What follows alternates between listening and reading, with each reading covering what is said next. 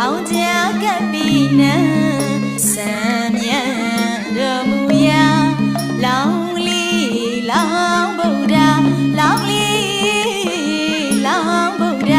မြတ်ဥယျာဉ်သာမကြာထွက်ခွာသွားလေးပါရဲ့သူအိုသူနာသူသည်မြင်းမြတ်လျင်ဆွဲစိတ်လန့်ဝေလူတိုင်းရဲ့